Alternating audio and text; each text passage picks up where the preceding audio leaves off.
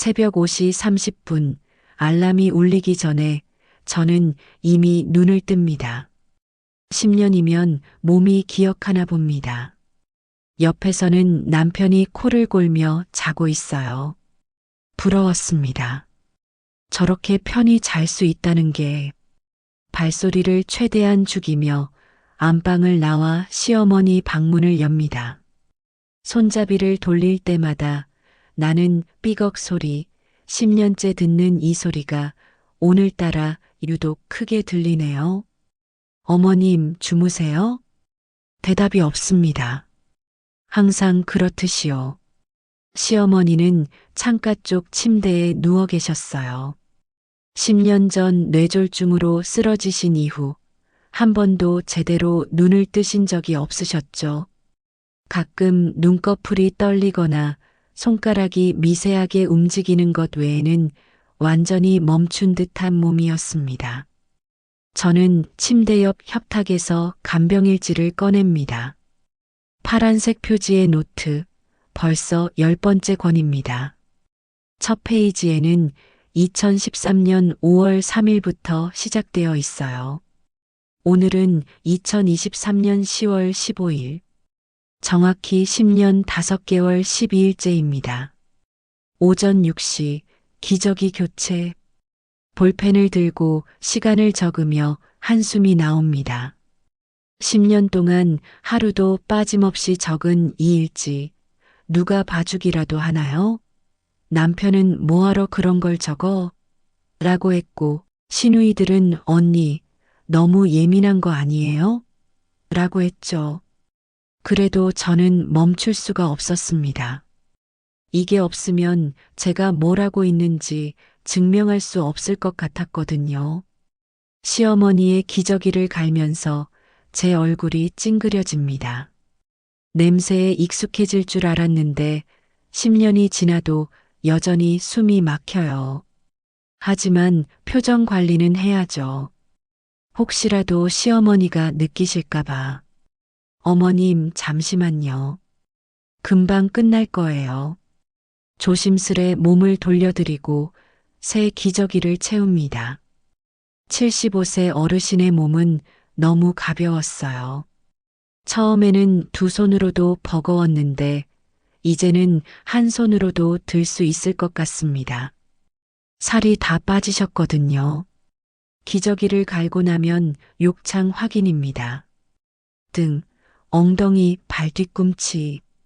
매일 자세를 바꿔드리고 마사지를 해드려도 욕창은 계속 생겼어요.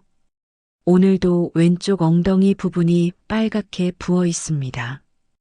또 생겼네. 약장에서 연고를 꺼내 바르면서 가슴이 답답해집니다. 제가 뭘 잘못한 걸까요? 더 자주 돌려드려야 하나? 하루에 4번도 모자라서 6번으로 늘려야 하나? 6시 30분 아침 준비를 시작합니다. 시어머니는 유동식만 드실 수 있어서 미음을 쑤어야 해요. 쌀을 씻고 믹서기에 갈고 약한 불에 오래 끓입니다. 그 사이 남편과 아들 19세, 대학생 아침 식사도 준비해야죠. 부엌에서 설거지하는 제 손등을 보니 주름이 깊게 패였습니다. 45세, 한창 나이인데 손은 60대처럼 늙어 있어요. 매일 소독약에 담가야 하니 어쩔 수 없죠. 7시, 가족들이 하나둘 일어납니다. 아들이 먼저 나와요. 엄마, 아침 뭐야? 된장찌개랑 계란 후라이. 또, 어제도 그거였잖아. 말을 하려다 참습니다. 어제는 김치찌개였는데, 그냥 아들 눈에는 다 똑같은 거겠죠.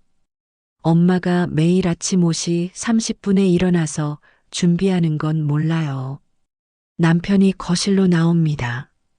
넥타이를 매며 시어머니 방을 흘끗 쳐다보더니 저에게 묻습니다. 오늘 어머니 상태는 어때? 그냥 그래요. 욕창이 또 생겼어요. 병원 데려가 봐. 지난주에도 갔다 왔잖아요. 의사 선생님이 계속 이렇게 관리하래요. 남편은 더 말하지 않고 아침을 먹습니다. 밥 먹는 내내 핸드폰만 보고요. 식탁에서 대화가 없은 지 얼마나 됐을까요? 3년?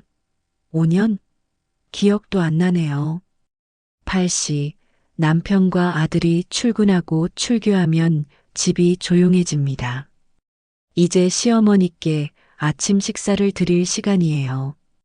미음을 식혀서 작은 숟가락으로 떠서 입에 넣어 드립니다. 코에 꽂힌 튜브로도 영양액을 주입하지만 의사 선생님이 입으로도 조금씩 드시라고 했거든요. 어머님, 오늘 날씨 좋아요. 창문 좀 열까요? 대답은 없지만 저는 계속 말을 걸어요.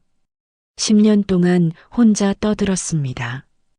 처음에는 어색했는데 이제는 제가 미칠 것 같아서 그래요. 하루 종일 말을 안 하면 제가 사람인지 기계인지 모르겠거든요. 아침 식사를 마치고 일지를 적습니다. 오전 8시 30분 미음 반그릇 섭취. 체온 36.5도. 혈압 1만 4090. 혈압이 조금 높네요. 약을 한 알 더 드려야겠어요. 10시 물리치료 시간입니다. 시어머니의 팔다리를 굽혔다 펴기를 반복해요. 근육이 굳지 않게 하려면 하루에 2번은 해야 한대요. 한쪽 팔에 10분씩, 다리에 10분씩, 40분이 걸립니다. 어머님, 아프시면 말씀하세요. 역시 대답은 없습니다. 시어머니의 손은 차갑고 피부는 종이처럼 얇아요. 손톱을 보니 또 잘라드려야겠네요. 할 일이 끝이 없습니다.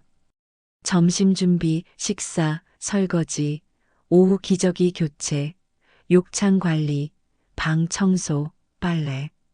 시계를 보니 어느새 오후 5시입니다. 하루가 또 갔네요.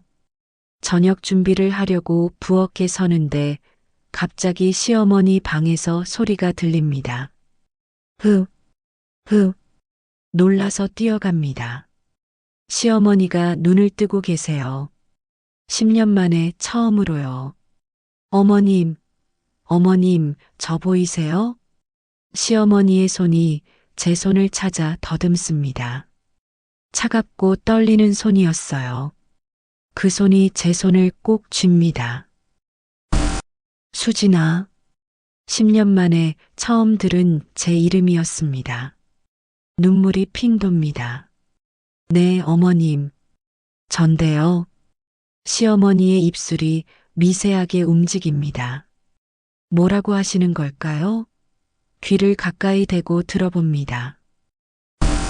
고마. 그 말을 끝으로 시어머니의 손에서 힘이 빠집니다. 눈이 천천히 감기고 숨소리가 점점 약해져요. 어머님? 어머님. 119에 전화를 걸고 심폐소생술을 시도하지만 소용없었습니다. 구급대원이 도착했을 때 시어머니는 이미 돌아가신 후였어요. 10년 간병이 이렇게 끝났습니다. 장례식장에서 저는 눈물을 흘리며 영정 사진을 바라봅니다. 건강하셨을 때의 시어머니 모습이에요. 웃고 계시네요. 이 웃음을 10년 동안 한 번도 보지 못했구나 하는 생각이 들었습니다. 상주석에는 남편과 시누이 2분이 앉아 계셨어요. 저는 옆에 서 있었죠. 며느리는 상주가 아니니까요. 문상객들이 하나둘 다가와 인사합니다. 고생 많으셨어요, 며느리분. 10년이나 간병하셨다며요? 대단하세요. 진짜 효부시네요. 칭찬인지 위로인지 모를 말들이 쏟아집니다. 저는 고개만 숙였어요. 고맙다는 말도 힘들었다는 말도 나오지 않았습니다. 그냥 멍했어요. 장례 3일장을 치르는 동안 저는 계속 일했습니다. 문상객 응대하고 음식 나르고 설거지하고 10년 동안 해온 대로요. 마지막 밤 빈소를 지키며 혼자 앉아 있을 때였습니다. 시누이 정해진 50세이 다가왔어요. 언니 고생 많았어요. 우리 어머니 마지막까지 잘 모셔주셔서 정말 감사해요. 아니에요. 언니 아니었으면 우리 어머니 어떻게 됐을지. 정말 머리 숙여 감사드려요. 그 말을 듣는데 가슴이 먹먹해졌어요. 고맙다는 말 10년 만에 처음 듣는 것 같았거든요. 하지만 그때는 몰랐습니다. 이 감사가 얼마나 가벼운 것인지 며칠 후 유산 이야기가 나왔을 때 알게 되었죠. 49제를 마치고 집으로 돌아왔을 때 저는 시어머니 방을 정리했습니다. 침대 시트를 갈고 의료기구들을 정리하고 약들을 버렸어요. 협탁 서랍에서 간병일지 10권을 꺼내 쌓아놓고 바라봤습니다. 10년의 기록이었어요. 3650일이 빼곡히 적혀 있었죠. 그날 밤 저는 일지를 한 장 한 장 넘기며 울었습니다. 이게 제 10년이구나. 이게 제 45살부터 55살까지구나. 그리고 생각했죠. 이제 끝이구나. 이제 내 인생을 살 수 있겠구나. 하지만 진짜 지옥은 그때부터 시작이었습니다. 49제를 마친 다음 날 시댁 식구들이 우리 집에 모였습니다. 시아버지는 3년 전에 돌아가셔서 이제 남은 건 시누이 2분과 저희 부부뿐이에요. 큰 시누이 정해진 50세의 가방에서 서류 봉투를 꺼냅니다. 어머니가 남기신 유언장이에요. 변호사 사무실에 맡겨두셨대요. 제 심장이 두근거렸어요. 유언장이라니. 시어머니가 언제 그런 걸 준비하셨을까? 10년 전 쓰러지시기 전에 미리 작성해 두신 걸까요? 남편 우석이 봉투를 뜯습니다. A사 용지 2장이 나왔어요. 법무법인 도장이 선명하게 찍혀 있었죠. 읽어볼게요. 남편이 목을 가다듬습니다. 저는 손을 꼭 쥐었어요. 10년이에요, 10년. 혹시 시어머니가 제 노고를 알아주셨을까? 재산을 달라는 게 아니라 그냥 한 줄이라도 저를 언급해 주셨으면 좋겠다는 마음이었어요. 유언장. 본인 이옥부는 본인의 재산을 다음과 같이 분배한다. 사당동 아파트 시세 5억 원은 장녀 정혜진, 차녀 정미진에게 균등하게 분배한다. 예금 2억 원은 2딸에게 균등하게 분배한다. 이상. 침묵이 흘렀습니다. 저는 귀를 의심했어요. 다시? 지금 뭐라고 하셨어요? 그게 다예요? 제 목소리가 떨렸습니다. 남편이 서류를 다시 펼쳐봅니다. 응, 이게 다네. 저는요? 저는 없어요? 큰 시누이가 미안한 표정을 짓습니다. 언니, 법적으로 며느리는 상속인이 아니에요. 직계 가족만 상속받을 수 있어요. 머리를 망치로 얻어맞은 것 같았어요. 10년. 제가 10년 동안 작은 시누이 정미진 48세의 말을 끊습니다. 언니, 우리도 어머니 돌아가신 거 슬퍼요. 근데 유언장은 어쩔 수 없잖아요. 법이 그렇게 되어 있는데. 법이요? 법이 그래요? 제 목소리가 커졌습니다. 옆에 앉은 남편이 제 손을 잡아요. 수진아, 진정해. 우리 어머니가 남기신 거잖아. 당신 어머니가 남기신 거? 그럼 저는요? 제 10년은요? 어머니는 원래 우리 집안 재산이고 나중에 우리도 쓸 거잖아. 누나들 돈 우리 돈이지. 저는 남편을 믿을 수가 없었어요. 지금 이게 무슨 소리예요? 큰 시누이가 거실 테이블 위에 유언장을 내려놓습니다. 언니, 이해해 주세요. 우리도 원해서 이런 게 아니에요. 어머니가 이렇게 남기신 거예요. 언니는 10년 동안 뭐 하셨어요? 명절 때 한 번씩 오셔서 언니 수고해라고 하시고 가셨잖아요. 저는 하루도 못 쉬었어요. 하루도. 작은 시누이가 인상을 찌푸립니다. 언니, 우리도 직장 있고 애들 키우느라 바빴어요. 할 수 있으면 우리도 했죠. 그럼 저는요? 저는 직장도 그만두고 친구들도 다 잃고 제 인생을 다 바쳤어요. 그래서 우리가 감사하게 생각하는 거예요. 정말 고마워요, 언니. 고맙다고요? 제 눈에 눈물이 고였습니다. 고마우면 그게 다예요? 10년이 고맙다는 말 한마디로 끝나요? 남편이 제 어깨를 토닥입니다. 수진아, 누나들 집 팔아서 돈 나누면 우리도 필요할 때 쓸 수 있잖아. 그러니까 그렇게 서운해하지 마. 저는 남편의 손을 뿌리쳤어요. 필요할 때요? 언제요? 당신 누나들한테 손 벌릴 거예요? 야, 이수진. 지금 뭐 하는 거야? 우리 누나들 앞에서. 저는 10년 동안 제 인생을 포기했어요. 45살부터 55살까지 여자 인생에서 제일 중요한 시간을요. 근데 한 푼도 없다고요? 큰 시누이가 한숨을 쉽니다. 언니, 그럼 얼마 받고 싶은 거예요? 돈이 목적이었어요? 그 말에 제 온몸에서 힘이 빠졌습니다. 돈이 목적이었냐고요? 제가 돈 때문에 10년을 그렇게 산 것 같아요? 그럼 뭔데요? 지금 유산 이야기 나오니까 갑자기 언니가 이러는 거 아니에요? 저는 말을 잇지 못했어요. 가슴이 막혀서 숨을 쉴 수가 없었거든요. 작은 시누이가 가방에서 봉투를 꺼냅니다. 언니, 이거 우리 마음이에요. 50만 원이지만 커피라도 마시세요. 50만 원. 10년의 대가가 50만 원이라고요? 저는 그 봉투를 받을 수가 없었습니다. 손을 내밀지도 못했어요. 됐어요. 가세요. 언니, 가세요. 제발 좀 가주세요. 시누이들이 놀란 표정으로 저를 바라봤어요.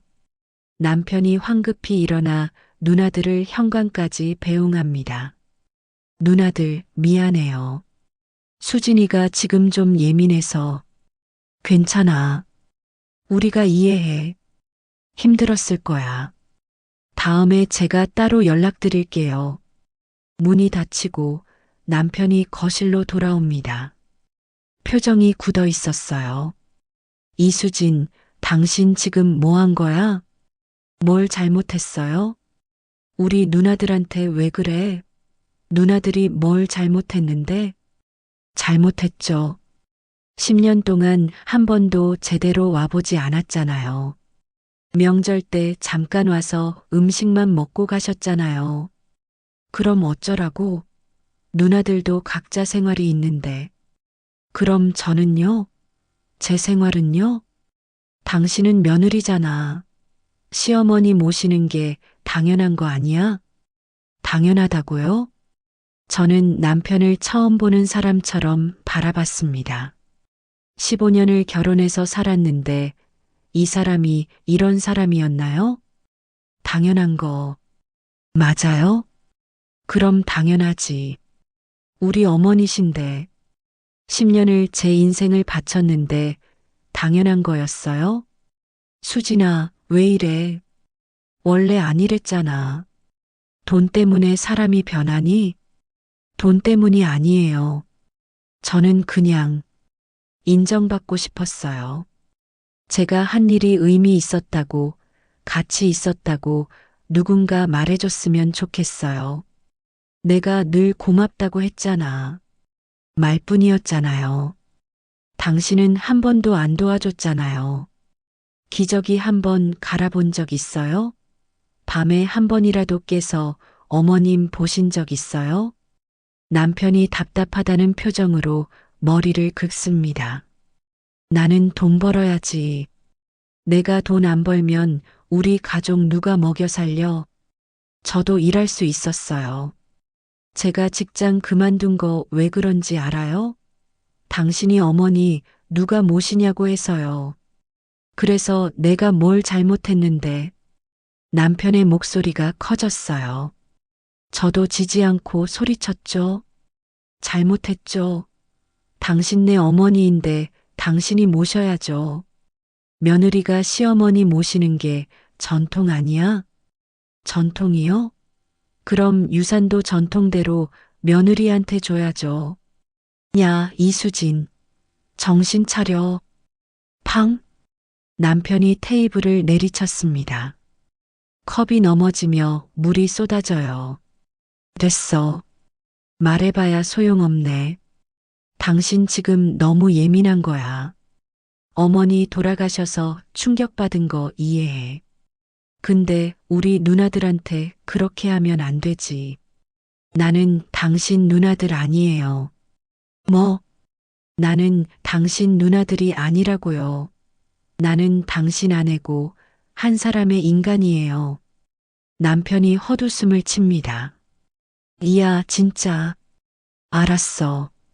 오늘 너 진정 안 되는 것 같으니까 내가 나갈게. 머리 식혀. 남편이 현관으로 향합니다. 저는 그 뒷모습을 보며 주저앉았어요.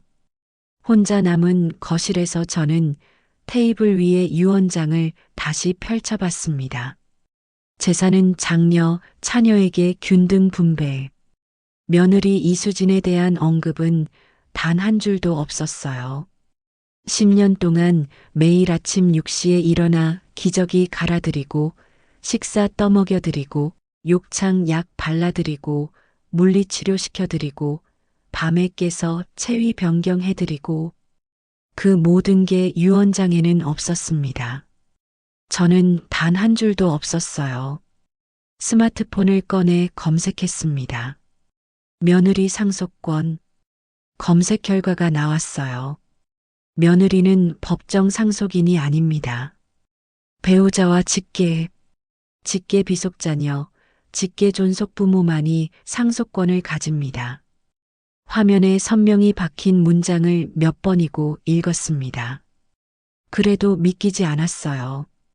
나는 10년 동안 가족이 아니었나? 식탁 위에는 아직 식지 않은 국과 반찬들이 그대로 있었어요. 식탁 한쪽에 흘러내린 물자국이 마치 내 눈물 같았어요. 손이 떨렸습니다. 핸드폰을 내려놓고 허공을 바라봤어요. 10년 동안 나는 시어머니의 병든 손을 잡고 하루하루를 버텼어요. 어머니의 고통을 대신 아파했고 어머니가 돌아가시던 날엔 손끝이 식어가는 걸 끝까지 붙잡고 있었어요. 그런데 법은 말하네요. 며느리는 가족이 아니다. 내가 10년 동안 쌓은 시간, 희생, 눈물은 서류 한 장의 문장 아래에서 무로 지워졌어요. 유산 분배가 끝난 지 일주일 후 큰 시누이에게서 전화가 왔습니다. 언니, 나 혜진이에요. 시간 괜찮아요? 네, 말씀하세요. 우리 어머니 집 팔기로 했어요.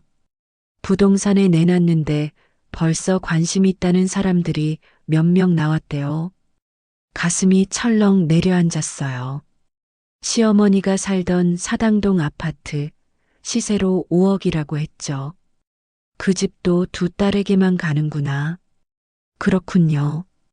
그리고 예금 2억도 이번 주에 나눠서 받기로 했어요. 나랑 미진이랑 1억씩. 네. 언니, 그래서 말인데. 저희가 감사의 표시로 언니한테 뭘 좀 드리고 싶은데 뭐가 좋을까요? 감사의 표시요? 필요 없어요. 언니, 그러지 말고. 우리 진심이에요. 백화점 상품권? 아니면, 됐다니까요. 목소리가 차갑게 나왔어요. 참으려고 했는데 안 되더라고요. 언니, 왜 그래요? 우리가 뭘 잘못했어요? 언니는 10년 동안 뭐 하셨어요? 뭐, 어머님 편찮으실 때 언니는 뭐 하셨냐고요. 전화 너머로 한숨 소리가 들렸어요. 언니, 우리도 사정이 있잖아요. 나는 직장 다니고 미진이는 애들 키우느라 바쁘고. 그럼 저는요? 저는 안 바빴어요? 언니는 시댁이잖아요. 시댁. 그 단어에 제 온몸이 굳었습니다. 시댁이면 당연한 거예요? 원래 시어머니는 며느리가 모시는 거 아니에요? 우리 엄마도 시어머니 모셨고 할머니도 그러셨어요. 그럼 유산도 며느리가 받아야 하는 거 아니에요? 언니, 법이 그렇게 안 되어 있잖아요. 며느리는 법적으로 상속인이 아니에요. 그럼 간병도 법적으로 며느리 의무 아니에요. 제 목소리가 떨렸어요. 참았던 게 터져 나왔거든요. 언니, 진정해요. 우리가 언니 고생한 거 모르는 것 같아요?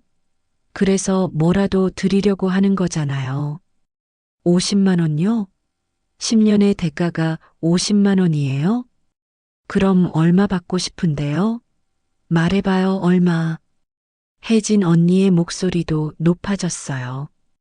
돈 문제가 아니에요. 저는 그냥 인정받고 싶었어요. 제가 한 일이 의미 있었다고.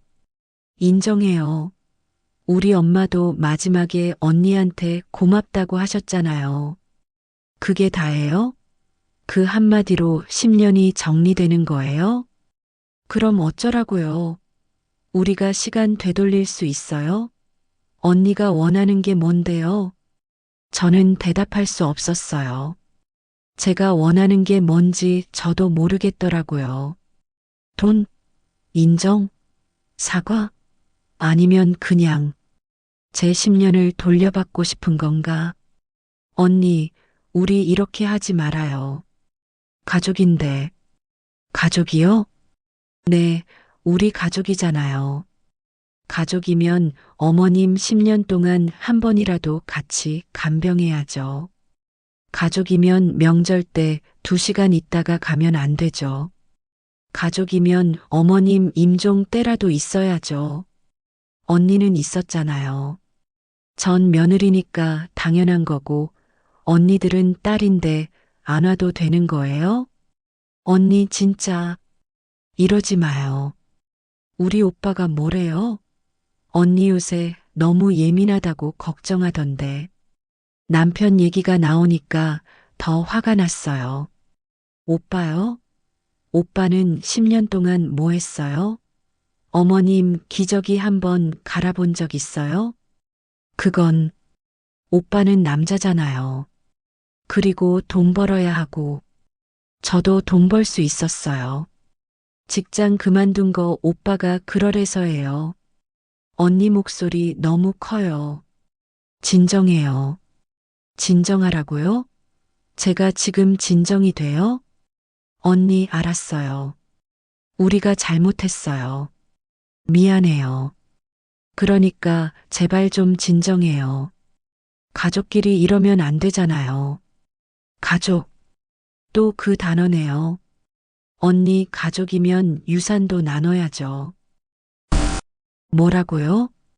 어머님 재산 7억 중에서 제가 간병한 거 생각하면 적어도 절반은 제 못 아니에요?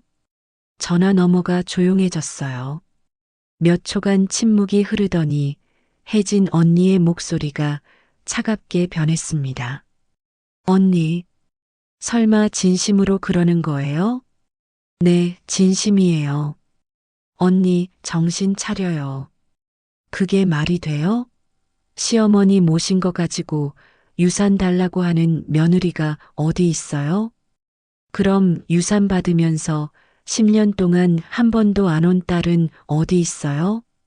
야, 이수진. 혜진 언니가 처음으로 반말을 했어요. 우리가 지금까지 참은 거 알아요? 오빠가 누나들, 수진이가 좀 예민하니까 이해해달라고 해서 참은 거예요. 근데 지금 선 넘는 거 아니에요? 선이요? 10년 동안 언니들이 먼저 선 넘었어요. 아, 우리 엄마 유산은 우리 거예요. 법적으로 우리 거라고. 며느리가 감히 어떻게. 감히요? 제가 감히 뭘 어떻게 했는데요? 당신 지금 돈 때문에 환장한 거죠? 그래서 우리 엄마 10년 동안 모신 거예요? 나중에 유산 받으려고? 그 말에 제 머릿속이 하얘졌어요. 뭐라고? 다시 말해보세요. 사실이잖아요. 아니면 왜 지금 이러는데요? 유산 욕심 때문에 그러는 거 아니에요? 언니, 제가 정말, 그리고 솔직히 말할까요? 언니가 우리 엄마 모신 거, 우리도 고맙지만 그렇게까지 대단한 건 아니에요. 원래 며느리가 하는 거잖아요. 우리 엄마 친구들, 며느리들도 다 그렇게 해요. 언니만 특별한 거 아니에요. 눈물이 핑 돌았어요. 당연하다고요? 제 10년이 당연한 거예요? 네, 당연하죠. 시어머니 모시는 게 며느리 도리 아니에요? 그럼 딸은 뭐 하는 사람이에요? 우리는 시집 갔잖아요. 우리도 우리 시어머니 모셔요. 그럼 어머님은요? 어머님 친딸은 언니들인데. 그래서 우리가 유산 받는 거잖아요. 법적으로도 우리가 상속인이고. 저는 더 이상 말할 수가 없었어요. 목이 메었거든요. 언니, 앞으로 우리 연락하지 말아요. 뭐, 언니들도 저 가족으로 안 보시잖아요. 그냥 편한 무료 간병인으로 본 거잖아요. 야, 이수진. 지금 무슨 소리 하는 거야? 전 이제 언니들 모르겠어요. 유산 받으시고 행복하게 사세요. 전화를 끊었습니다. 손이 떨렸어요. 온몸에 힘이 쭉 빠졌어요. 소파에 주저앉았죠. 당연하대요. 제 10년이 당연한 거래요. 그날 저녁 남편이 퇴근했을 때 집 분위기가 싸늘했습니다. 수진아, 혜진 누나한테 전화 왔는데 무슨 일이야? 몰라요. 몰라. 누나가 울면서 전화했는데 당신이 유산 달라고 했대? 저는 대답하지 않았어요. 이수진, 대답 좀 해봐. 네, 그랬어요. 미쳤어? 진짜 미친 거야? 남편이 화를 냈어요. 결혼 15년 만에 처음 보는 표정이었습니다. 당신이 무슨 자격으로 우리 어머니 유산을 달라고 해? 당신 며느리잖아. 며느리면 10년 간병은 당연하고 유산은 받으면 안 돼요? 당연하지. 시어머니 모시는 게 며느리 도리지. 도리요. 저는 남편을 똑바로 쳐다봤어요. 당신, 저 사랑해요? 갑자기 그게 무슨 소리야? 대답 좀 해봐요. 저 사랑해요? 결혼 15년 했는데 그걸 왜 물어? 대답 못 하시는 거네요. 야, 이수진. 저는 당신이 여보, 고맙다. 수고했다는 말 한마디만 진심으로 해줬으면 좋겠었어요. 10년 동안 단 한 번도 안 도와주면서 당연하다고만 하지 말고요. 내가 돈 벌었잖아. 돈 안 벌면 우리 가족 누가 먹여 살려. 저도 돈 벌 수 있었어요. 그럼 어머니는 누가 모시는데? 당신이 모시든지 요양원 보내든지 간병인 쓰든지 하세요. 당신 지금 미쳤어, 진짜. 남편이 현관으로 향했어요.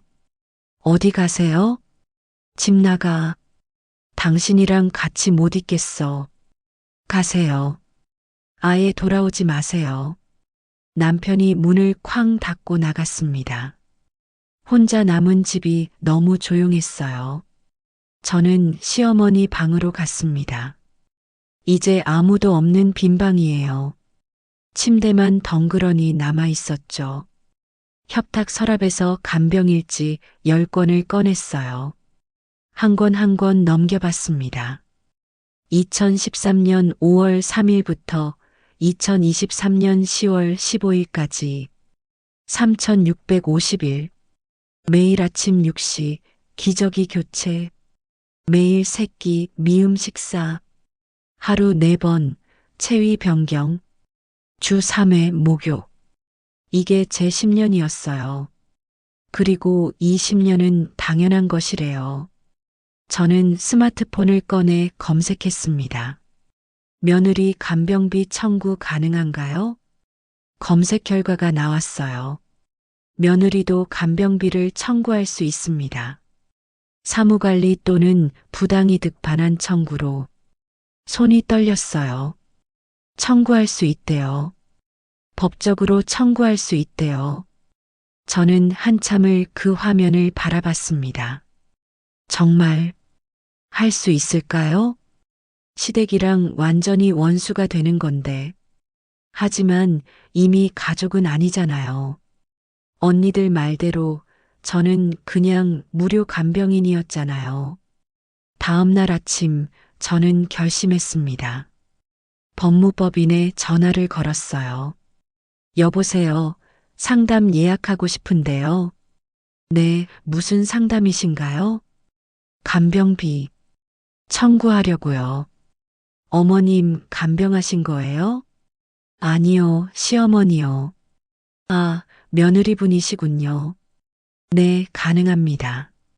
언제 오실 수 있으세요? 내일 가능할까요? 네, 내일 오전 10시 어떠세요? 좋아요. 그리고, 네, 간병일지 10권 가져가면 되죠? 전화기 너머로 잠시 침묵이 흘렀어요. 10권이요? 10년 동안 매일 쓰신 거예요? 네. 와, 고객님, 이거 증거로 완벽합니다. 내일 꼭 가져오세요. 전화를 끊고 저는 간병일지를 가방에 넣었습니다. 10년의 기록. 이제 이게 제 무기가 되는 거네요. 미안하지만 저도 이제 더 이상 참지 않겠습니다. 법무법인 정의는 강남역 근처 오피스텔 10층에 있었어요. 엘리베이터를 타고 올라가는 동안 가슴이 두근거렸습니다. 가방 안에는 간병일지 10권이 들어 있었죠. 무거웠어요. 물리적으로도 무겁지만 마음도 무거웠습니다. 정말 이래도 되는 걸까? 시댁을 상대로 소송을 건다는 게. 엘리베이터 문이 열리고 법무법인 정의라는 간판이 보였어요. 깊은 숨을 들이마시고 문을 열었습니다. 예약하신 이수진 고객님이시죠? 김민경 변호사님께서 기다리세요. 상담실로 안내받았어요. 40대 여성 변호사님이 일어나서 악수를 청했습니다. 안녕하세요, 김민경입니다. 앉으세요. 감사합니다. 편하게 앉으시고요. 물 드릴까요? 아니요, 괜찮습니다. 김 변호사님이 노트북을 켜며 미소 지었어요. 따뜻한 미소였습니다. 이수진 고객님, 전화로 간병비 청구 상담이라고 하셨죠? 시어머니 간병하셨다고요? 네. 10년 동안요. 10년이요? 변호사님의 눈이 커졌어요. 네. 2013년 5월 3일부터 2023년 10월 15일까지요. 와, 정말 오랫동안 고생하셨네요. 그런데 왜 갑자기 간병비 청구를 생각하신 거예요? 저는 잠시 망설였어요.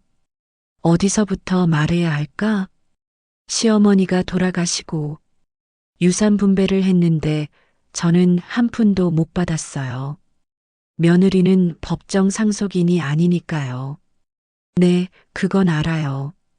근데 시누이들이 그러더라고요. 제가 한 게 당연한 거래요. 며느리 도리래요. 김 변호사님의 표정이 굳어졌어요. 당연하다고요? 네. 10년 동안 제 인생을 다 바쳤는데 당연한 거래요. 그래서 유산도 받을 자격 없대요. 고객님, 변호사님이 한숨을 쉬었어요. 이런 케이스 정말 많아요. 며느리가 10년, 20년 시부모 모시고 나면 당연하다고 생각하는 집안들. 제가 청구할 수 있나요? 당연히 할 수 있죠. 변호사님의 목소리에 힘이 실렸어요. 며느리라도 간병 노동에 대한 정당한 대가를 청구할 수 있습니다. 법적으로 두 가지 방법이 있어요. 변호사님이 화이트보드에 그림을 그리기 시작했어요. 첫째, 사무관리. 타인의 사무를 관리해 준 경우 보수를 청구할 수 있다는 거예요. 둘째, 부당이득 반환 청구. 정당한 이유 없이 이득을 본 사람에게 돌려달라고 하는 거죠. 그런데 시댁에서는 제가 며느리니까 당연히 해야 한다고 할 텐데요. 그래서 증거가 중요해요. 고객님이 정말 간병했다는 걸 입증해야 하거든요. 혹시 증거 같은 거 있으세요? 저는 가방을 열었어요. 파란색 노트 10권을 꺼내 책상 위에 쌓았습니다. 이게 간병일지예요. 10년 동안 하루도 빠짐없이 썼어요. 변호사님이 눈을 크게 떴어요. 이게 전부 일지예요? 네. 변호사님이 조심스럽게 첫 번째 노트를 펼쳤습니다. 2013년 5월 3일. 제 악필로 빼곡하게 적혀 있었죠. 오전 6시, 기저귀 교체, 혈압 1만 5095, 체온 36.8도, 8시, 미음 반그릇 섭취, 10시, 물리치료 40분, 12시. 변호사님이 페이지를 한 장 한 장 넘겼어요. 표정이 점점 굳어지더니 마지막에는 눈시울이 붉어졌습니다. 고객님, 이거 진짜 대단한 증거예요. 그런가요? 보통 이런 케이스에서 제일 어려운 게 입증이거든요. 간병했다는 걸 어떻게 증명하냐, 하루에 몇 시간이나 했냐, 이게 제일 중요한데, 고객님은 10년 동안 매일매일 다 기록하셨네요. 변호사님이 계산기를 두드렸어요. 하루 평균 12시간 간병하셨네요. 기저귀 교체, 식사, 물리치료, 욕창 관리. 더 많이 한 날도 있어요. 밤에 깨서 체위 변경도 했거든요. 그럼 하루 15시간도 넘겠네요. 변호사님이 노트북에 숫자를 입력했어요. 현재 간병인 시세가 하루 10만 원 정도인데 고객님은 가족이니까 더 정성껏 했을 거 아니에요. 하루 15만 원으로 계산할게요. 15만 원에 10년이면 3,651 곱하기 15만 원, 5억 4,750만 원입니다. 네. 저는 깜짝 놀랐어요. 5억이라니.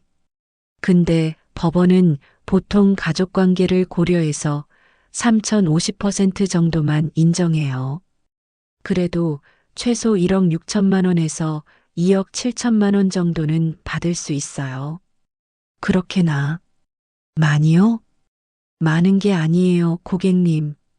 이게 고객님의 정당한 노동의 대가예요. 변호사님이 제 손을 잡았어요. 고객님, 이거 하시겠어요? 시댁하고는 완전히 원수 될 수도 있어요. 저는 조금도 망설이지 않았습니다. 할래요. 혹시 남편분은 뭐라고 하세요? 남편이요? 남편도 시댁 편이에요. 저보고 당연한 거 한 것 가지고 왜 유산 달라고 하냐고. 변호사님이 한숨을 쉬었어요. 남편분도 피고에 넣어야 할 수도 있어요. 법적으로는 부부 공동 재산이니까 남편분이 시댁으로부터 받을 돈도 있을 수 있거든요. 상관없어요. 이혼도 생각하고 있어요. 그러세요? 그럼 이혼 위자료도 함께 청구하는 게 좋겠네요. 위자료요? 네. 남편분이 10년 동안 고객님의 간병을 방치했고 정당한 대가를 주지 않았으니까요. 그리고 시댁 편만 들었고 변호사님이 서류를 꺼냈어요. 소송 위임장이에요. 여기 사인하시면 바로 진행할게요. 저는 펜을 들었습니다. 손이 떨렸어요. 정말 이러면 돌아갈 수 없는 거 아닌가? 하지만 돌아간다고 뭐가 달라질까요? 남편은 저를 사랑하지 않았어요. 시댁은 저를 가족으로 보지 않았고요. 저는 사인했습니다. 잘 결정하셨어요, 고객님. 근데 이길 수 있을까요? 이 일지가 있으면 90% 이상 승소 가능해요. 걱정 마세요. 감사합니다, 변호사님. 상담을 마치고 나오는 길, 스마트폰이 울렸어요. 남편이었습니다. 여보세요? 이수진, 지금 어디야? 밖이요. 어디? 뭐하러 나갔어? 당신은 상관없어요. 뭐? 이수진, 너 요새 왜 이래? 당신이나 신경 쓰세요. 당신 누나들한테나 잘하세요. 아, 이수진. 전화를 끊었습니다. 집으로 돌아오는 지하철 안에서 창밖을 보며 생각했어요. 정말 잘한 걸까? 하지만 제 10년은 정당한 가치가 있어요. 당연한 게 아니에요. 집에 도착하니 남편이 거실에 앉아 있었어요. 어디 갔다 와? 변호사 사무실이요. 뭐? 간병비 청구 소송 준비했어요. 남편의 얼굴이 하얗게 변했어요. 이수진, 너 진짜 미쳤어? 아니요. 이제야 정신 차렸어요. 우리 누나들한테 소송을 걸어? 가족인데? 가족이요? 전 가족 아니었잖아요. 무료 간병인이었잖아요. 이수진, 남편이 소리쳤어요. 하지만 저는 더 이상 무섭지 않았습니다. 일주일 후 소장이 접수되었습니다. 피고 정혜진, 정미진에게 간병비 명목으로 1억 5천만 원을 청구한다. 김민경 변호사님이 전화로 알려주셨어요. 고객님, 소장 접수됐어요. 이제 피고들한테 통지 들어갈 거예요. 네. 감사합니다. 마음 단단히 드세요. 연락 많이 올 거예요. 알겠습니다. 전화를 끊고 저는 깊은 숨을 들이마셨어요. 이제 시작이구나. 그날 오후 예상대로 전화가 폭주했습니다. 먼저 큰 시누이 혜진 언니였어요. 이수진, 이게 무슨 짓이야? 소장 받았어. 1억 5천? 너 정말 미쳤어? 법적으로 정당한 권리예요. 권리? 시어머니 모신 게 무슨 권리야? 그건 며느리 도리지. 그럼 유산도 며느리 도리로 줘야죠. 이 사람이 진짜. 야, 이수진. 너 지금 우리 가족 박살 내는 거 알아? 전 원래 가족이 아니었잖아요. 뭐? 언니, 전 그냥 무료 간병인이었어요. 10년 동안 한 번도 가족 대접 못 받았어요. 아니, 우리가 언제? 명절 때 2시간 있다 가신 거, 어머님 임종 때 안 오신 거, 유산 분배할 때 50만 원 던지신 거 다 기억해요. 혜진 언니의 목소리가 떨렸어요. 우리도 사정이 있었어. 저도 사정이 있었어요. 하지만 아무도 안 들어줬잖아요. 이수진, 제발. 소송 취하해. 우리가 좀 더 줄게. 얼마 받고 싶은데?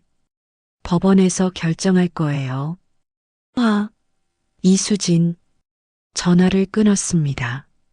30분 후 작은 신우이 미진 언니였어요. 언니, 나 미진이에요. 정말 이러실 거예요? 네. 언니, 우리 애들 생각 좀 해요. 큰애가 내년에 대학 가는데 등록금 어떻게 해요? 그건 제가 알 바 아니에요. 언니가 이러면 우리 집안 완전히 박살나요. 제 인생도 10년 동안 박살났어요. 언니, 우리 진짜 원수 될 거예요? 이미 원수였잖아요. 제가 몰랐을 뿐이죠. 미진 언니도 전화를 끊었어요. 그날 저녁 남편이 퇴근하자마자 소리쳤습니다. 이수진, 당장 나와. 저는 침착하게 거실로 나갔어요. 왜요? 왜긴 왜야? 우리 누나들한테 무슨 짓이야? 소송이요? 변호사님이 승소 확률 높대요. 승소 확률? 그게 중요해? 가족인데. 전 가족 아니래요, 언니들이. 남편이 머리를 쥐어뜯었어요. 이수진, 제발. 정신 좀 차려. 이러면 안 돼. 왜요? 왜긴 왜야? 우리 누나들 지금 완전히 패닉 상태야. 혜진 누나는 울면서 전화했고, 미진 누나는 나보고 당장 이혼하래. 그럼 하세요. 뭐? 이혼하세요. 저도 원하던 거예요. 남편의 얼굴이 하얗게 변했어요. 너, 진짜? 네. 15년 같이 살았는데 당신이 절 사랑한 적 있어요? 단 한 번이라도 제 편 들어준 적 있어요? 그건 없잖아요. 10년 동안 전 혼자였어요. 당신 어머니 간병하면서도 당신한테 서운한 마음 말할 때도 전 항상 혼자였어요. 수진아, 이혼 합의서 준비해 놓을게요. 위자료는 법원에서 정해질 거예요. 위자료? 남편의 목소리가 높아졌어요. 야, 이수진. 내가 뭘 잘못했는데 위자료를 내. 10년 동안 방치했잖아요. 당신 어머니 간병을 저 혼자 하게 했잖아요. 그건 당연한 거 아니에요. 제 목소리도 커졌어요. 당신 어머니인데 당신이 모셔야죠. 왜 며느리가 해요? 시어머니는 며느리가 모시는 거야. 옛날부터 그래 왔어. 그럼 유산도 며느리가 받아야죠. 법이 그렇게 안 되어 있잖아. 간병도 법적 의무 아니에요. 우리는 한참을 소리 지르며 싸웠어요. 결혼 15년 만에 처음으로 제대로 된 싸움이었습니다. 다음 날 새벽 초인종이 울렸어요. 누구지? 이 시간에? 문을 열자 시누이 두 분이 서 있었습니다. 새벽 6시였어요. 언니 들어가도 돼요? 혜진 언니의 눈이 퉁퉁 부어 있었어요. 밤새 온 것 같았죠. 들어오세요. 거실에 앉은 시누이들을 보는데 마음이 복잡했어요. 한때는 가족이라고 생각했던 사람들인데, 언니, 우리 잘못했어요. 혜진 언니가 먼저 입을 열었어요. 우리가 너무 당연하게 생각했어요. 언니가 10년 동안 얼마나 힘들었는지 생각 못했어요. 미안해요.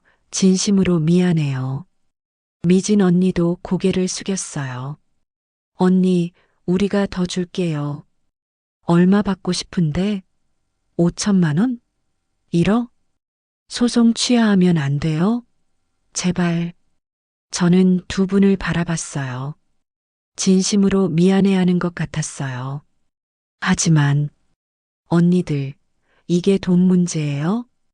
그럼 뭔데? 전 10년 동안 제 인생을 포기했어요. 직장도, 친구도, 제 꿈도 다 버렸어요. 그런데 언니들은 명절 때 2시간씩만 오셨잖아요. 우리도 바빴어. 저도 바빴어요. 근데 아무도 안 들어줬잖아요. 제 목소리가 떨렸어요. 어머님 임종하실 때도 언니들 안 오셨어요. 전 혼자 119 불렀어요. 혼자 심폐소생술 했어요. 혼자 울었어요. 언니, 그리고 유산 분배할 때 50만 원 주셨죠. 10년의 대가가 50만 원이래요. 그것도 커피값이래요. 혜진 언니가 울기 시작했어요. 미안해. 정말 미안해. 지금 미안하다고 하면 뭐해요? 이미 다 끝났어요. 언니, 그럼 어쩌라고? 우리가 시간 되돌릴 수 있어? 미진 언니가 소리쳤어요. 안 돼요. 하지만 법적으로 정당한 대가는 받을 거예요. 언니, 1억 5천만 원이면 우리 집 다 망해요. 우리도 대출 있고, 애들 학비 있고, 그건 제가 알 바 아니에요. 언니, 10년 동안 언니들도 제가 힘든 거 모르셨잖아요. 이제 와서 본인들 사정 말씀하시면 어떡해요? 두 사람은 더 이상 할 말이 없는 듯 침묵했어요. 언니들 가세요. 법정에서 봬요. 언니, 우리 진짜 원수 되는 거야? 이미 원수였어요. 제가 몰랐을 뿐이죠. 시누이들이 일어났어요. 현관으로 가다가 혜진 언니가 돌아봤습니다.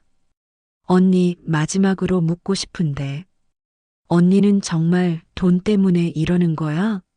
아니면 복수예요. 뭐, 10년 동안 무시당한 거, 당연하다고 여겨진 거, 가족으로 인정받지 못한 거, 그 모든 게 억울해서 그래요.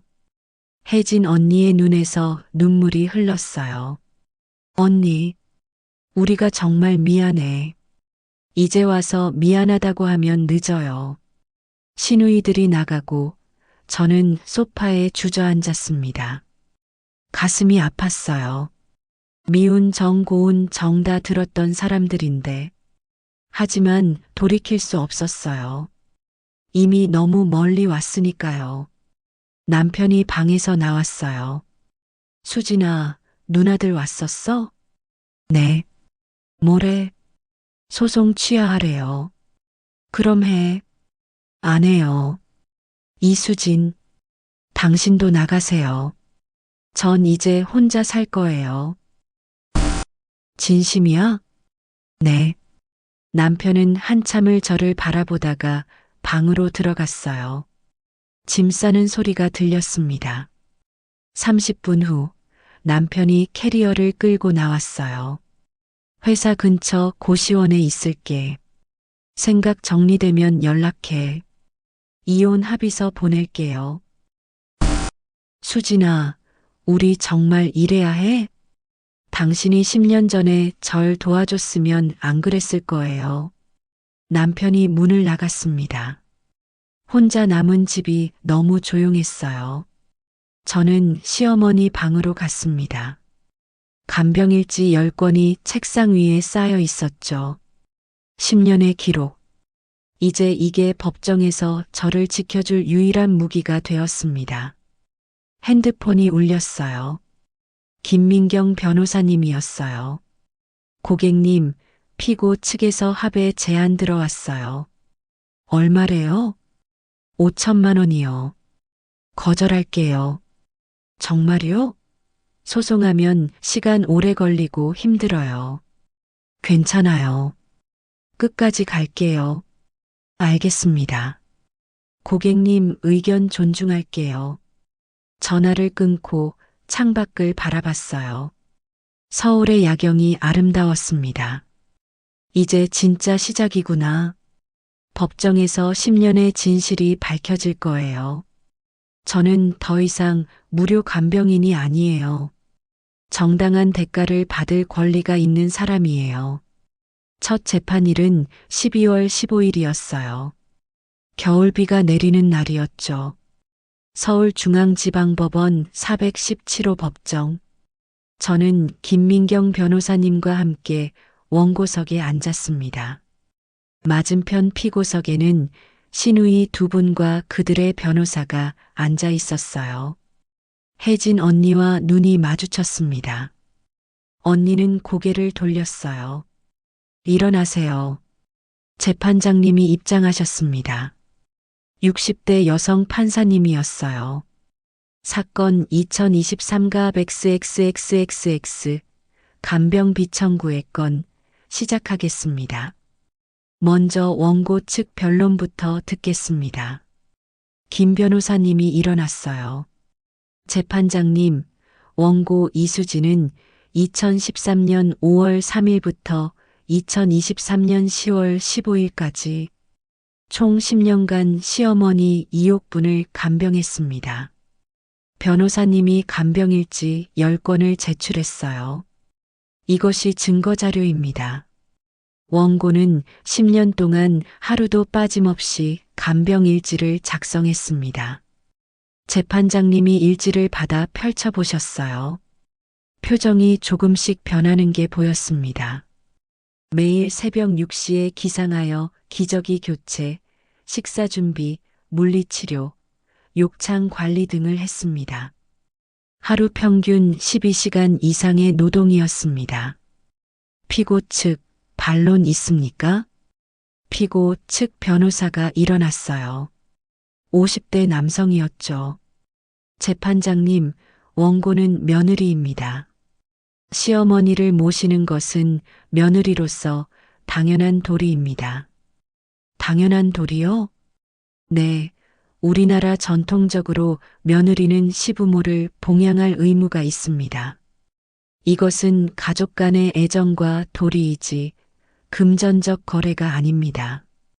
김 변호사님이 반박했어요. 재판장님, 며느리에게는 법적으로 시부모를 부양할 의무가 없습니다. 민법상 부양 의무자는 직계혈족과 배우자일 뿐입니다. 그건 법 조문이고 실질적으로도 마찬가지입니다.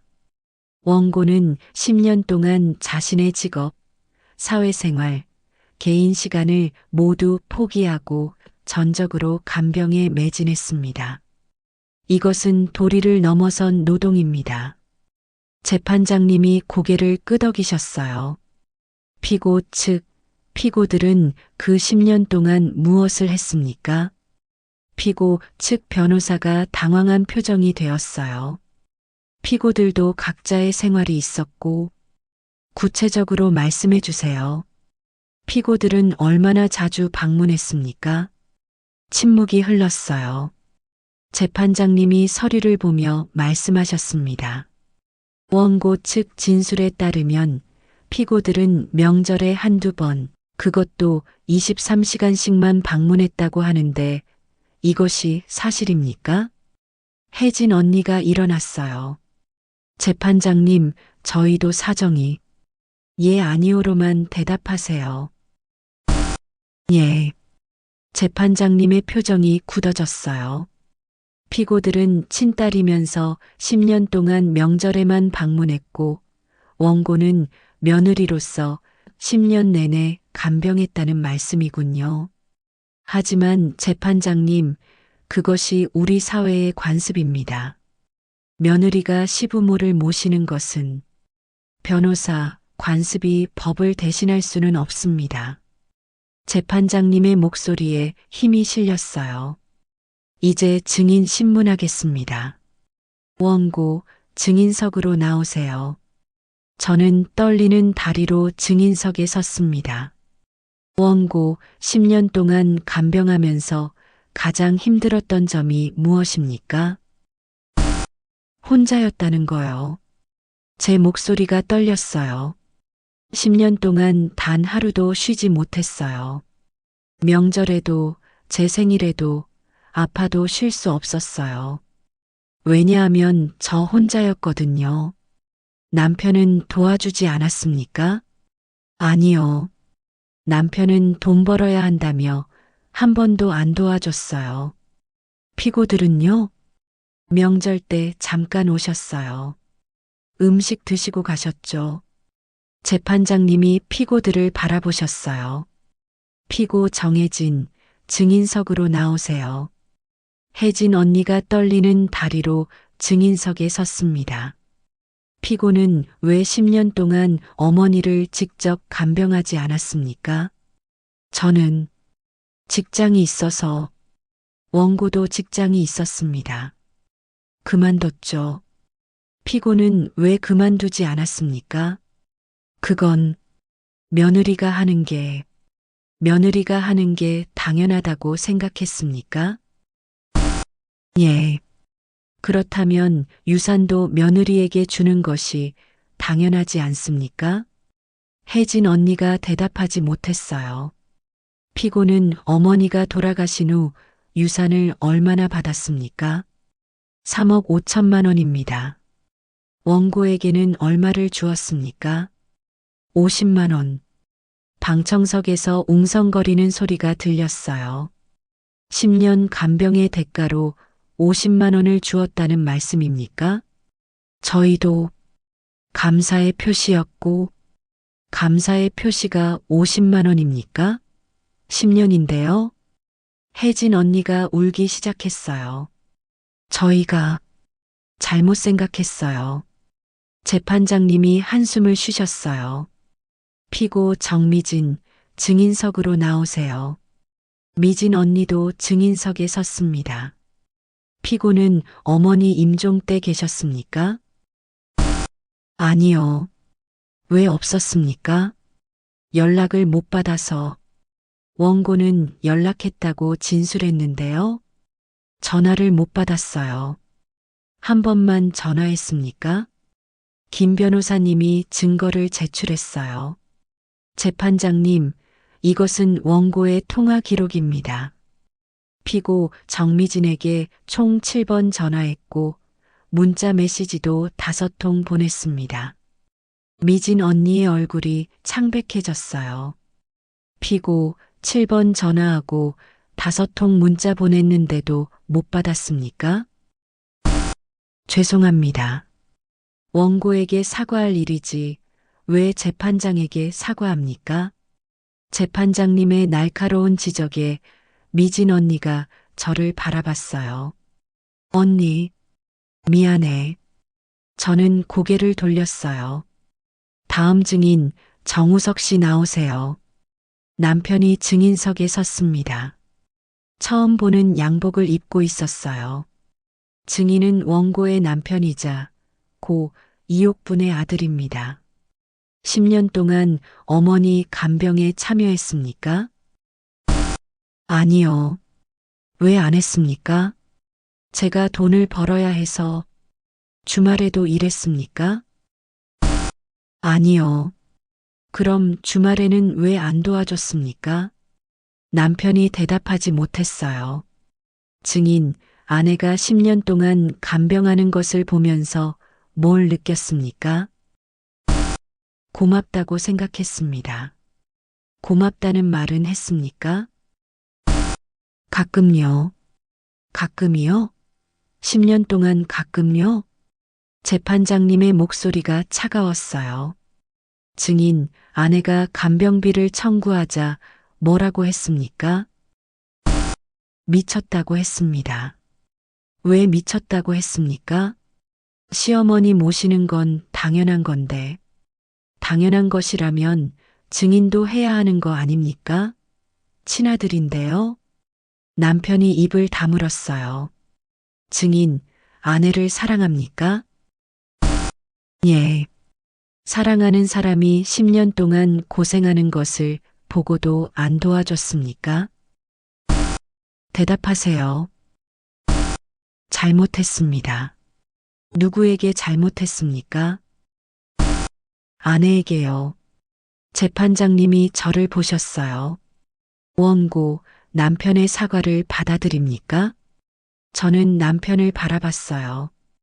그의 눈에 눈물이 고여 있었습니다. 너무 늦었어요. 방청석이 조용해졌어요. 10년 전에 도와줬으면 우리는 이렇게 안 됐을 거예요. 근데 이제 와서 미안하다고 하면 뭐해요? 남편이 고개를 떨어뜨렸어요. 재판장님이 다시 말씀하셨습니다. 오늘 재판은 여기까지 하겠습니다. 다음 재판일은 내년 1월 20일입니다. 그때까지 양측은 추가 자료를 제출하시기 바랍니다. 재판이 끝났어요. 법정을 나오는데 혜진 언니가 다가왔습니다. 언니, 말 걸지 마세요. 언니, 우리 정말 미안해. 우리가 너무 몰랐어. 이제 와서 안다고 해도 늦었어요. 언니, 제발. 소송 취하해줘. 우리가 다 줄게. 법원 판결 기다릴게요. 저는 혜진 언니를 지나쳐 걸어갔어요. 법원 밖으로 나오니 비가 그쳤어요. 하늘이 조금씩 개고 있었습니다. 김 변호사님이 제 어깨를 토닥였어요. 고객님, 오늘 잘하셨어요. 재판장님도 우리 편인 것 같아요. 이길 수 있을까요? 90% 이상 확신해요. 감사합니다, 변호사님. 집으로 돌아오는 길 저는 생각했어요. 정말 잘하는 걸까? 하지만 돌이킬 수 없었어요. 제 10년은 정당한 가치가 있어요. 당연한 게 아니에요. 2차 재판일 2024년 1월 20일. 이번에는 날씨가 맑았어요. 하지만 제 마음은 여전히 무거웠습니다. 법정에 들어서자 피고석에 앉은 시누이들이 보였어요. 두 분 다 많이 초췌해져 계셨습니다. 기립, 재판장님 입장하십니다. 재판이 시작되었어요. 2차 변론을 시작하겠습니다. 원고 측, 추가 증거 자료가 있습니까? 김민경 변호사님이 일어났습니다. 네, 재판장님. 오늘은 원고가 작성한 간병일지 10건을 상세히 검토한 감정 결과를 제출하겠습니다. 변호사님이 두꺼운 서류를 제출했어요. 의료 전문가의 감정 결과, 원고는 10년 동안 총 36,500시간 이상을 간병에 사용했습니다. 하루 평균 10시간입니다. 10시간이요? 재판장님이 놀란 표정을 지으셨어요. 네, 일지에 기록된 것만 10시간이고 실제로는 밤에 깨어 체위 변경을 하거나 응급 상황에 대처한 시간까지 합치면 하루 1215시간입니다. 변호사님이 프로젝터로 간병일지의 한 페이지를 띄웠습니다. 2015년 7월 3일자를 보시면 이렇게 기록되어 있습니다. 화면에 제 손글씨가 크게 나타났어요. 오전 6시 기저귀 교체, 변 상태 이상, 설사 증상, 오전 6시 30분 시트 교체, 옷 갈아입힘, 오전 7시 체온 38.2도, 해열제 투여, 오전 8시 119 연락, 병원 이송, 오전 9시 오후 3시 응급실 대기, 오후 3시 오후 9시 입원 수속 및 간호, 오후 9시 귀가, 오후 10시 다시 병원, 환자 상태 악화, 새벽 2시 귀가. 재판장님이 일지를 보며 표정이 굳어졌어요. 이날 원고는 총 20시간을 간병에 사용했습니다. 잠은 4시간도 못 잤죠. 피고들은 이날 어디 있었습니까? 재판장님이 피고들을 보셨어요. 혜진 언니가 떨리는 목소리로 대답했습니다. 몰랐어요. 몰랐다고요? 연락을 안 받아서.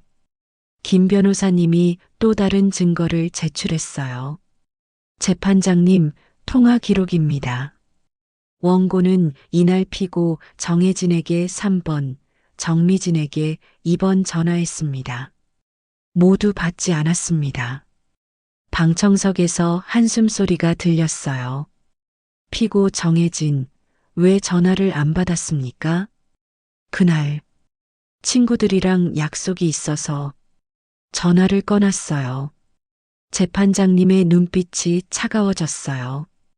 어머니가 응급실에 실려가는데 친구 약속 때문에 전화를 꺼놓았다고요? 죄송합니다. 원고에게 사과하세요. 혜진 언니가 저를 바라봤어요. 눈물이 흘렀습니다.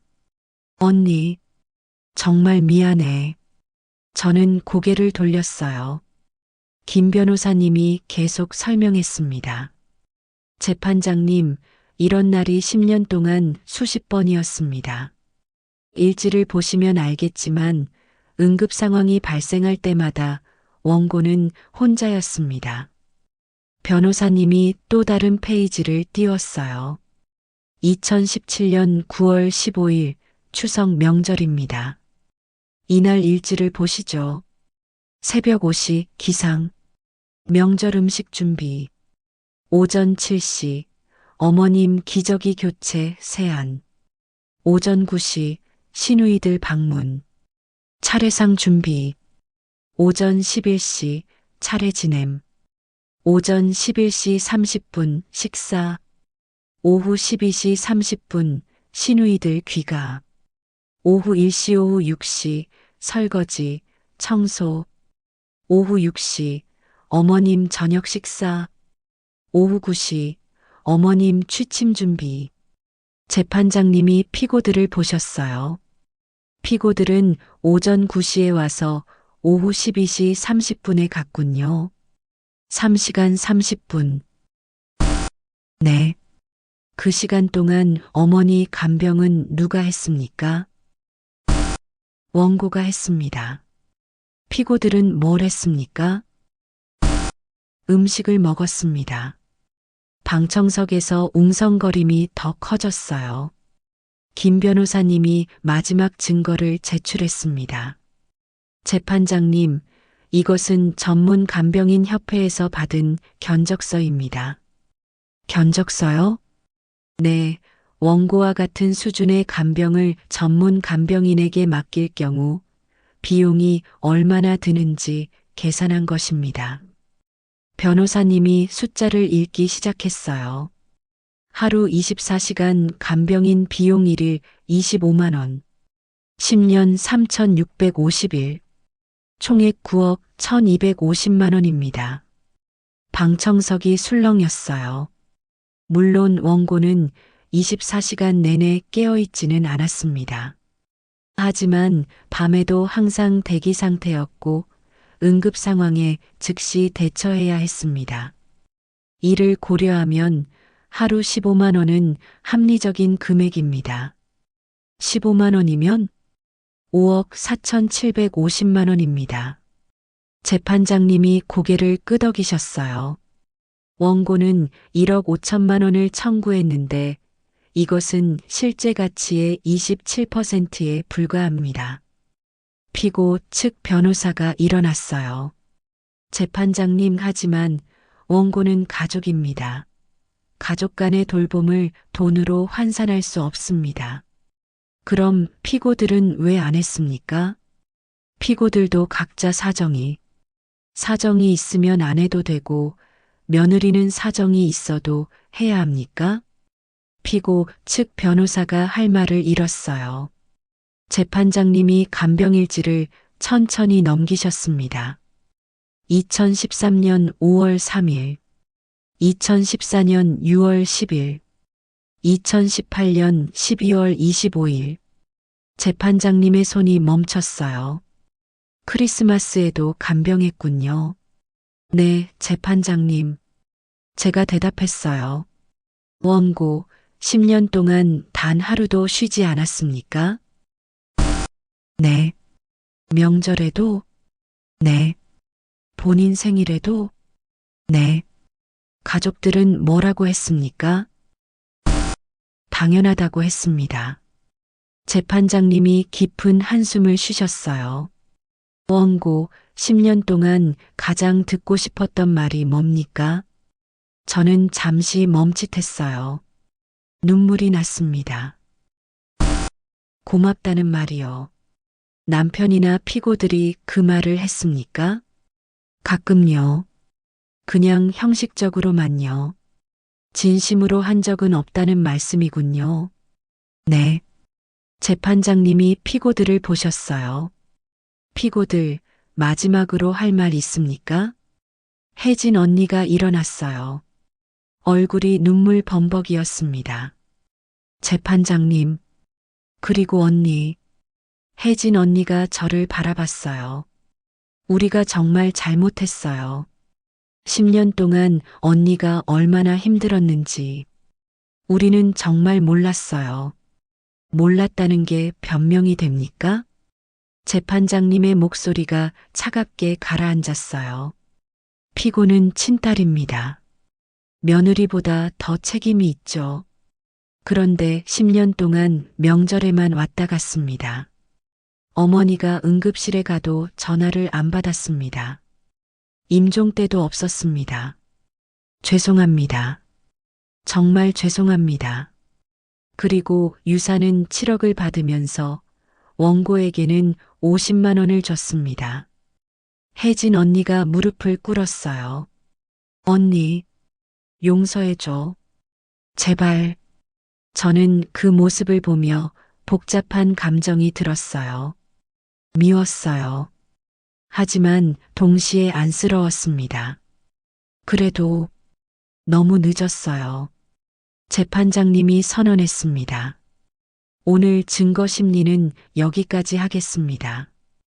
양측 최후 변론은 다음 재판 때 듣겠습니다. 판결은 2주 후인 2월 5일에 선고하겠습니다. 재판이 끝났어요. 법정을 나오는데 미진 언니가 제 앞을 막았습니다.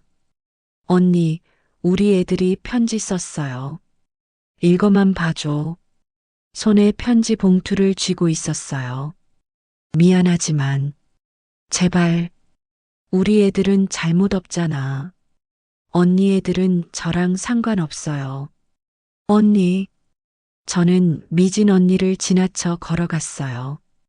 김 변호사님이 제 어깨를 토닥였습니다. 고객님, 판결 나면 이기실 거예요. 확신해요. 감사합니다. 그런데 마음은 괜찮으세요? 잘 모르겠어요. 법원을 나와 집으로 돌아오는 길 저는 생각했어요. 정말 제가 원하는 게 뭘까? 돈일까? 복수일까? 아니면 그냥 인정받고 싶었던 걸까? 수진아, 고생했어. 내가 없었으면 우리 어머니 어떻게 됐을지 몰라. 정말 고마워. 단 한 번이라도 진심으로 그 말을 들었으면 좋았을 텐데. 집에 도착해 소파에 앉았어요. 텅 빈 집이 너무 조용했습니다. 핸드폰이 울렸어요. 남편이었어요. 받지 않으려다가 받았습니다. 여보세요. 수진아, 나 우석이야. 무슨 일이에요? 판결 나면 우리 어떻게 되는 거야?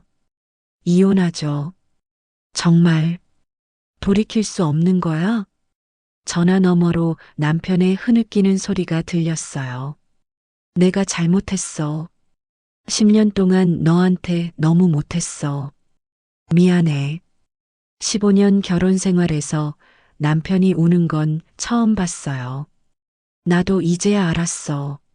내가 얼마나 힘들었는지, 내가 얼마나 이기적이었는지. 너무 늦었어요. 수진아, 당신이 10년 전에, 아니, 5년 전에라도 알아줬으면 우리는 이렇게 안 됐을 거예요. 다시 시작할 수 없을까? 저는 잠시 침묵했어요. 없어요. 수진아, 제발. 전 이제 제 인생을 살고 싶어요. 당신도 당신 인생 사세요. 전화를 끊었습니다. 창밖을 보니 해가 지고 있었어요. 10년의 긴 터널이 끝나가고 있었습니다. 곧 판결이 나오겠죠. 그리고 저는 새로운 삶을 시작할 거예요. 더 이상 누구의 며느리도 누구의 아내도 아닌 오직 이수진으로서 2024년 2월 5일 판결일. 법정은 방청객들로 가득 찼어요. 제 사연이 언론에 알려지면서 많은 사람들이 관심을 가졌거든요. 기립, 재판장님 입장하십니다. 마지막 재판이 시작되었어요. 재판장님이 판결문을 펼치셨습니다. 사건 2023갑 XXXXX 판결을 선고하겠습니다. 제 심장이 빠르게 뛰었어요. 주문. 피고들은 연대하여 원고에게 금 1억 2천만 원 및 이에 대한 지연 손해금을 지급하라. 승소했어요. 1억 5천만 원을 청구했는데 1억 2천만 원을 인정받았습니다. 판결 이유를 설명하겠습니다. 재판장님이 판결문을 읽기 시작했어요. 원고는 10년간 시어머니를 전적으로 간병하였고 이는 며느리의 단순한 도리를 넘어선 노동이라고 판단됩니다. 며느리에게는 법적으로 시부모를 부양할 의무가 없으며 원고의 간병은 자발적 의사에 의한 것이지만 그 대가를 청구할 권리가 있습니다. 특히 원고가 10년간 작성한 간병일지는 원고의 헌신과 노고를 명확히 증명하며 피고들이 그 기간 동안 소홀했던 것과 대비됩니다. 재판장님이 피고들을 보셨어요. 친딸인 피고들이 명절에만 방문하고 응급 상황에도 연락을 받지 않았으며 어머니 임종 시에도 자리를 지키지 않은 것은 자녀로서의 도리를 다하지 않은 것입니다. 혜진 언니와 미진 언니가 고개를 숙였어요.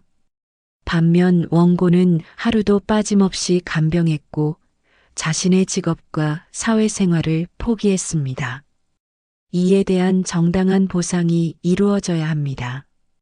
따라서 본 재판부는 원고의 청구를 일부 인용하여 피고들에게 1억 2천만 원의 지급을 명합니다. 이상 판결을 선고합니다. 방청석에서 박수 소리가 터져 나왔어요. 저는 울었습니다. 10년 만에 처음으로 제가 인정받은 것 같았어요. 김민경 변호사님이 제 손을 꼭 잡았습니다. 축하드려요, 고객님. 정말 잘 싸우셨어요. 감사합니다. 정말 감사합니다. 법정을 나오니 기자들이 몰려들었어요. 이수진 씨, 소감 한마디 해주세요. 10년 간병의 대가를 받으셨는데 기분이 어떠세요? 저는 잠시 망설이다가 입을 열었습니다. 저는 돈이 아니라 인정받고 싶었어요. 제가 한 일이 당연한 게 아니라 가치 있는 일이었다고 누군가 말해줬으면 좋겠었어요. 시댁분들께 하고 싶은 말씀은 이제 와서 후회해도 소용없어요. 사람은 아플 때 옆에 있어줘야 해요. 돌아가시고 나서 미안하다고 하면 늦어요. 기자들이 열심히 받아 적었어요. 그날 저녁 제 사연은 뉴스에 나왔습니다. 며느리의 10년 간병, 법원이 인정했다. 시어머니 간병한 며느리 1억 2천만 원 받아내. 댓글창이 뜨거웠어요. 잘했다. 며느리라고 당연한 거 아니다. 나도 10년 시어머니 모셨는데 나도 청구할 수 있나? 시댁 식구들 정말 이기적이네. 남편이 제일 나쁘다. 자기 어머니인데. 하지만 악플도 있었어요. 돈 때문에 시어머니 모셨나? 가족 간에 돈으로 따지면 안 되지. 며느리 도리도 모르는 사람. 저는 댓글을 읽다가 핸드폰을 내려놓았어요. 이제 상관없었어요. 제가 옳다고 생각하는 길을 갔으니까요. 일주일 후 이혼 조정이 열렸습니다. 남편과 저는 조정실에 마주 앉았어요. 양측 모두 이혼에 합의하시는 거죠? 조정위원이 물었습니다. 네. 저와 남편이 동시에 대답했어요. 위자료는 3천만 원으로 합의했습니다. 김 변호사님이 대답했어요. 남편이 10년 동안 저를 방치한 것, 시댁 편만 든 것에 대한 위자료였습니다. 재산 분할은 없습니다. 집은 전세고 특별한 재산이 없어요. 자녀는 아들 하나 있는데 성인이라 양육권 문제는 없습니다. 조정위원이 고개를 끄덕였어요. 그럼 이혼에 합의하시는 것으로 조서를 작성하겠습니다. 서류에 도장을 찍는 순간 15년 결혼 생활이 끝났습니다. 조정실을 나오는데 남편이 저를 불렀어요. 수진아. 왜요? 미안해. 정말 미안해. 남편의 눈에 눈물이 고여 있었어요. 내가 10년 전에 깨달았어야 했는데 너무 늦었지? 네, 너무 늦었어요. 나중에라도 친구로 지낼 수 있을까?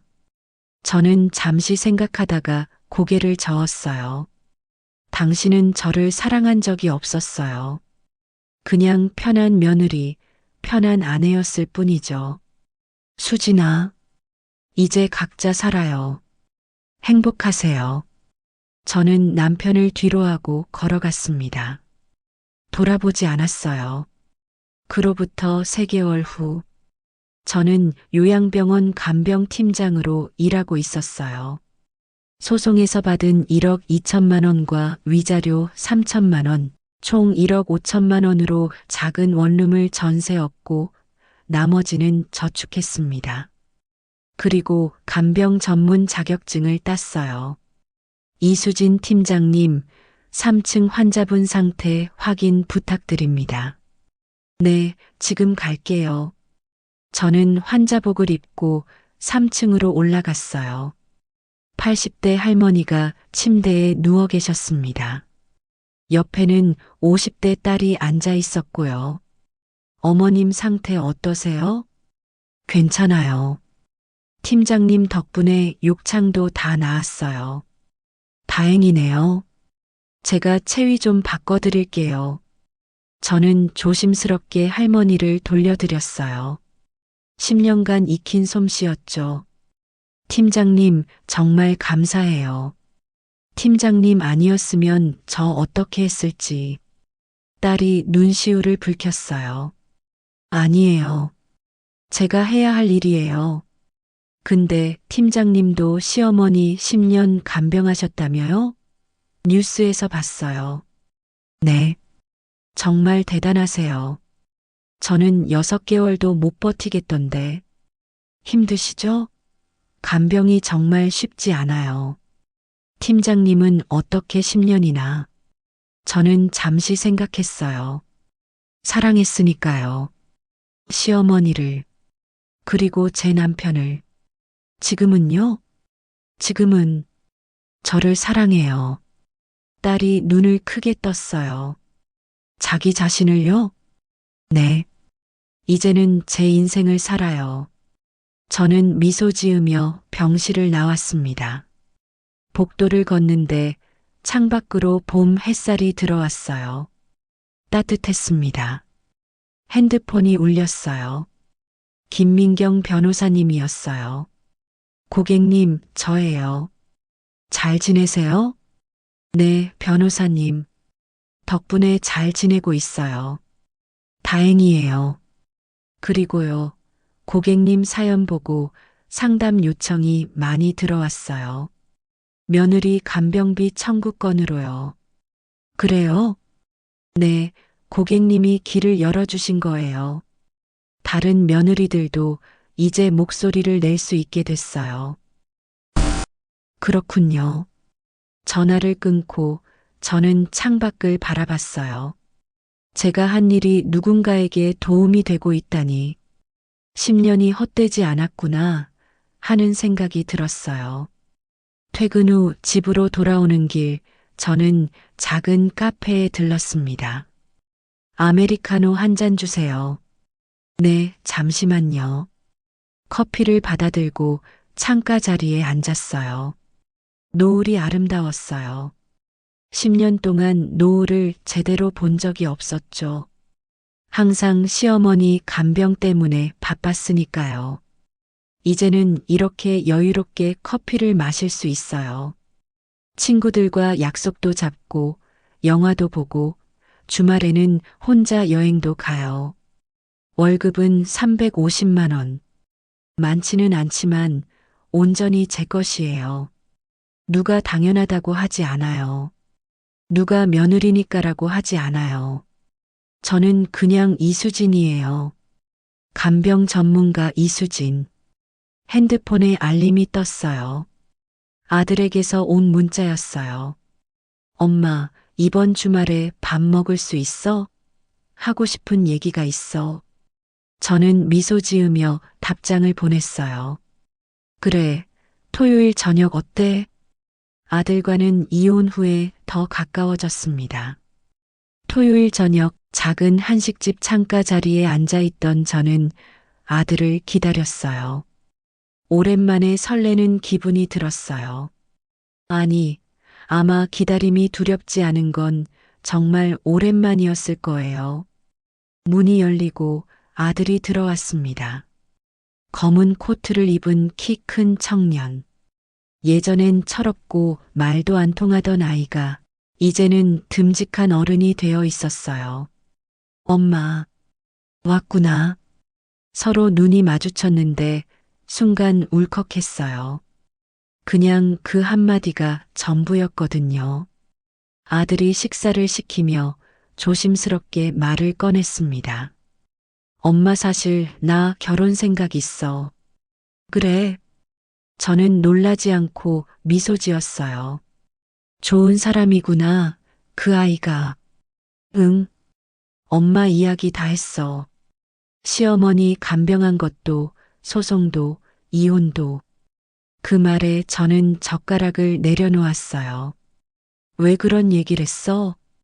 그게 엄마잖아. 누가 뭐래도 나는 엄마가 자랑스러워. 순간 눈물이 차올랐어요. 그동안의 오해, 서운함, 그리고 미안함이 다 녹아내렸어요. 고마워 엄마는 그냥 내가 잘 살면 돼. 근데 엄마, 나 하나만 부탁해도 돼? 뭔데? 엄마도 이제 누굴 좀 만나봤으면 좋겠어. 저는 웃었어요. 지금 내 인생이랑 커피가 있는데? 그건 연애가 아니라 카페 중독이야. 하하. 둘 다 웃음이 터졌어요. 이렇게 가볍게 웃은 게 몇 년 만인지 모르겠어요. 식사를 마치고 나오니 저녁 하늘에 분홍빛 노을이 번지고 있었어요. 찬 바람이 불었지만 이상하게 따뜻했어요. 엄마, 나 데려다 줄게. 괜찮아. 버스 탈게. 아니야. 그냥 같이 좀 걷자. 둘이 나란히 걸었어요. 그 길은 10년 전 시어머니를 모시고 병원 오가던 길이기도 했어요. 하지만 오늘은 그때와 달랐어요. 무겁던 짐 대신 가벼운 마음 하나만 들고 있었죠. 엄마, 응? 이제는 내 인생이야. 누구의 며느리도 누구의 아내도 아닌 그냥 이수진으로. 저는 조용히 고개를 끄덕였어요. 그래. 이제야 진짜 내 이름으로 살 수 있겠다. 아들이 저를 바라보며 미소 지었어요. 엄마, 멋있어. 너도. 우리는 길 위에서 서로를 향해 웃었어요. 그리고 저는 속으로 다짐했어요. 이제는 두려움보다 사랑으로 살아가자. 누군가를 위해서가 아니라 나 자신을 위해. 그날 밤 집으로 돌아와 창문을 열었어요. 도시 불빛 아래로 봄비가 살짝 내리고 있었어요. 커피잔을 들고 그 빗소리를 들었어요. 10년 전엔 눈물로 보냈던 밤들이 이제는 고요하고 따뜻했어요. 그렇게 이수진의 두 번째 인생이 시작되었습니다.